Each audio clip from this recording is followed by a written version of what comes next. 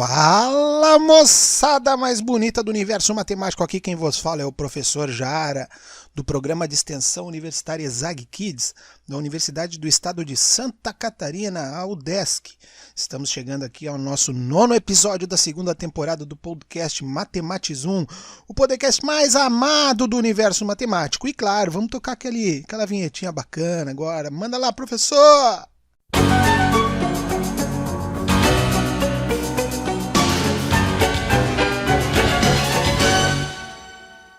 Maravilha, maravilha, galera! Vamos junto, nesse 9º episódio a gente vai falar o seguinte, ó, os números primos e a criptografia das novas cepas do coronavírus. A gente está escutando essa história aí de nova cepa para lá, nova cepa para cá, então vamos ver como é que a matemática nos ajuda a entender isso e qual é a relação que tem com criptografia, com números primos. Pois bem, vamos lá. Antes de mais nada, vamos nos lembrar um pouco sobre os números primos, aqueles números que a gente usa na fatoração, quando a gente chama um barrão do lado lá e começa a fatorar pelos números primos. Esses mesmos. Os números primos, eles são, o único par que é primo é o 2, depois vem o 3, depois vem o 5, 7 e assim por diante, né? A gente não costumava ir muito longe lá nos tempos de escola. Mas sabe que o maior número primo, ele é realmente gigantesco. É um número que tem mais de 24 milhões de dígitos. Imagina, né? Na prova a gente vai até o 11, o 13. Quando o professor está muito brabo, ele pede para vocês colocar 17 como primo. 2 dígitos. Imagina um número com 24 milhões de dígitos. E esses números eles são descobertos com um cluster de computador. Enquanto o teu computador está parado aí na tua casa, você cadastra ele lá no programa matemático. E ele vai estar processando continhas para saber se o número é primo ou não. Então, basicamente, ele testa a divisão. Como é que a gente sabe se o número é primo? Vamos ver, o número 13 é primo, tenta dividir por 2, não deu. Próximo primo, 5, tenta dividir por 5, por 3, né? Desculpa, 2, 3, 5, não está dando nenhum. Chegou no 7, já passou da metade, não vai dar para dividir, então o 13 é primo. E assim a gente vai testando. Agora imagina para um número muito grande. Esses números primos considerados grandes, estamos falando de número com 24 milhões de dígitos, eles também formam a base da criptografia, que é tratada com números primos para dificultar a quebra da senha. Então, por exemplo, se eu multiplicar 2 números primos grandes, eu vou ter um outro número que não vai ser primo, porque ele foi obtido da multiplicação de 2 números distintos, de 1, né? E aí, esse resultado, até ele ser quebrado em 2, a pessoa vai ter que ir testando possíveis divisores, e aí uma das dificuldades de se quebrar senhas. Diz aqui que o computador quântico, que vai trabalhar com a unidade de processamento sendo 0 e 1 ao mesmo tempo, as contas que levariam a idades do universo vão ser resolvidas muito rapidamente. Então talvez a criptografia alcance um outro nível também quando a gente estiver falando de computação quântica. Mas isso é só para a gente fazer um aquecimento cerebral. O papo aqui é coronavírus, né, galera? Então, quando a gente vai mapear o sequenciamento genético do SARS-CoV-2, o miserável do coronavírus, ele tem uma estrutura lá com citonina, guanina, aquelas proteínas que vocês já estudaram lá na biologia, eu lembro daquilo lá do RNA e tal. E na forma como eles se encaixam, essa é a grande sacada, eles vão se organizar ali cerca de 30 mil, né, dessas proteínas aí para formar o vírus do SARS-CoV-2. E eles têm uma sequência muito específica.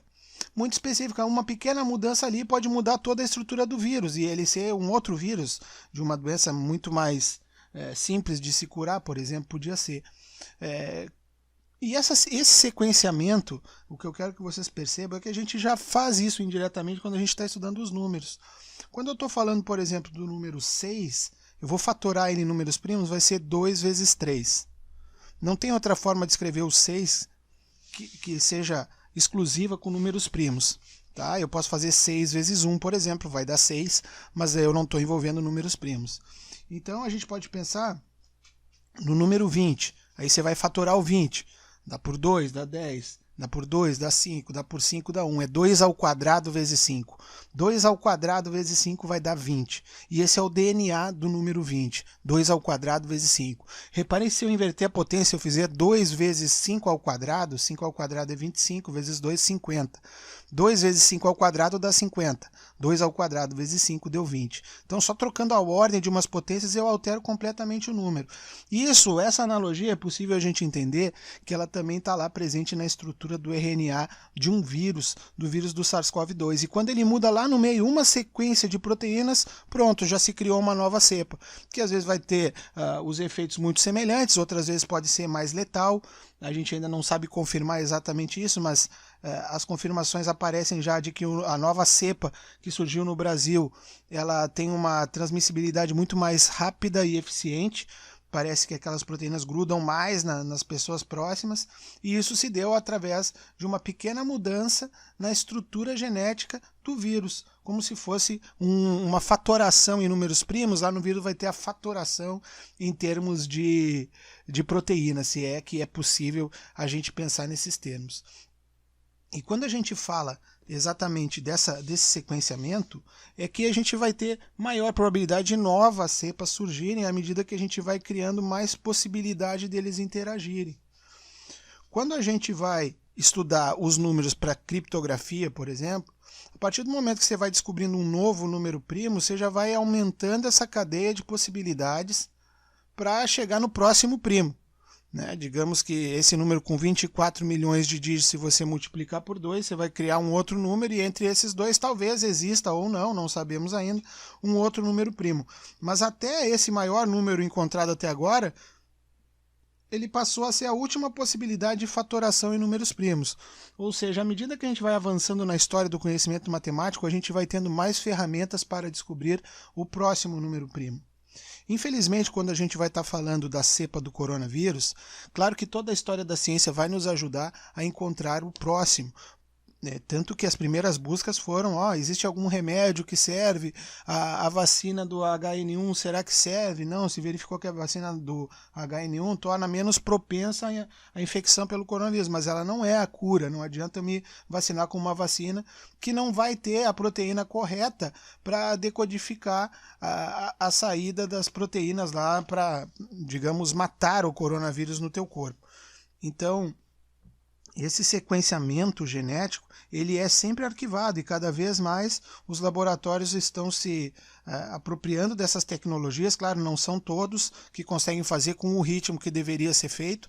Então, no Brasil se faz o sequenciamento genético, com certeza, tanto é que se descobriu aí a nova cepa que sai aqui do Brasil, mas isso poderia ser feito em uma quantidade muito maior, e talvez com a possibilidade de encontrar ainda novas cepas, porque, como eu comecei a falar no início desse parágrafo aqui, no meio da conversa, o fato da gente estar gerando cada vez mais novos vírus, a gente inclui aí a probabilidade de eles sofrerem algum tipo de mutação. E esse tipo de mutação, às vezes, é invertendo um sequenciamento de uma proteína com a outra. Se a gente pensar em números, é como se eu estivesse fatorando lá o número 60, que vai fatorando, fica 2 ao quadrado vezes 3 vezes 5, e se eu trocar só uma das sequências ali, em vez de ser 2 ao quadrado, eu coloco 2 ao cubo, eu já vou estar criando outro número. Então é importante que vocês tenham essa analogia, que o sequenciamento, o DNA de um número é a sua fatoração em números primos. Só existe uma forma de eu escrever um número, por isso que o 1 não é considerado primo. Tá? Então, se eu quero descrever o 6, como eu falei, eu só posso colocar 2 vezes 3. Eu posso colocar 6 vezes 1? Não, porque 6 vezes 1 eu podia representar como 6 vezes 1, 6 vezes 1 ao quadrado, 6 vezes 1 na quinta. Eu podia variar as potências de 1, e cada uma dessas representações ia me dar um resultado igual para o 6. Isso não é permitido. Quando eu faço o sequenciamento genético de um número, já estamos falando nesse nível, de sequenciamento genético de um número, eu quero que vocês entendam que a fatoração é uma forma da gente identificar o DNA do número. Só existe uma forma de representar ele. E tendo só uma forma, cada vez que ele vai se tornando mais elevado, a gente vai conhecendo com técnicas de recurso computacional novos números primos. O maior tem cerca de 24 milhões, o maior conhecido. Se você não tiver nada para fazer, vai em busca do próximo primo. Existe um prêmio aí de $1 milhão destinado para quem descobrir isso.